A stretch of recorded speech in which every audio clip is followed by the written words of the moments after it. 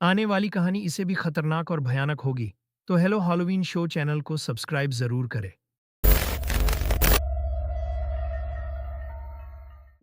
मैं ये कहानी इसलिए सुना रहा हूँ क्योंकि आज तक मैं तय नहीं कर पाया कि उस रात मैं जिंदा बचा या कुछ छोड़ आया।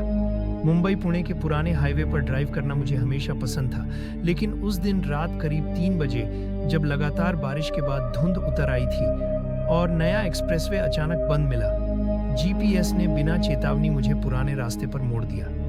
सड़क खाली थी, जंगल इतना घना कि हेडलाइट्स भी उसे पूरा चीर नहीं पा रही थी। तभी मुझे लगा जैसे कोई मेरी गाड़ी के साथ साथ चल रहा हो। रियर मिरर में देखा तो पीछे कुछ नहीं था, लेकिन दिल अजीब तरह से डूबने लगा। कुछ किलोमीटर आगे एक बंद पड़े ढाबे के पास मैंने एक आदमी को सड़क किनारे बैठा देखा। सिर झुका, कपड़े कीचड़ से सने हुए। उसने हाथ उठाया, शायद मदद चाहिए थी।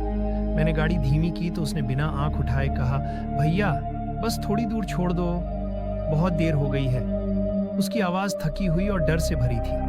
इंसान समझकर मैंने उसे बिठा लिया। गाड़ी चलते ही भीतर अजीब सी बदबू फैलने लगी, जैसे गीली मिट्टी और जले हुए रबर की। उसने अपना नाम बताया, लेकिन अगली ही लाइन में बोला, नाम अब काम का नहीं। तभी मुझे महसूस हुआ कि उसकी सीट बेल्ट अपने आप लॉक हो रही है। स्पीडोमीटर अचानक 0 दिखाने लगा जबकि गाड़ी चल रही थी। रियर मिरर में देखा तो पीछे पूरी सड़क खाली नहीं थी। वहां जली हुई कारें, टूटी लाशें और इमरजेंसी लाइट्स चमक रही थी, जैसे किसी पुराने हादसे का सीन दोबारा जिंदा हो गया हो। मैंने घबराकर ब्रेक मारे तो वो आदमी मुस्कुराया और बोला, यहीं इसी मोड़ पर। उसकी गर्दन झटके से झुकी और मैंने देखा कि उसका चेहरा अधजला था, आंखें गायब, बस काली खाली जगह। उसी पल इंजन बंद हो गया। बाहर से किसी ने गाड़ी को धक्का देने जैसा झटका दिया। मैं डर के मारे स्टीयरिंग पकड़े बैठा रहा। मुंह से अपने आप धुआं निकल रही थी। अचानक जोर की हवा चली और सब कुछ अंधेरे में डूब गया। होश आया तो सुबह थी। गाड़ी सड़क किनारे खड़ी थी। पास में पुलिस की जीप थी और एक अफसर कह रहा था, कल रात यहाँ एक्सीडेंट हुआ था।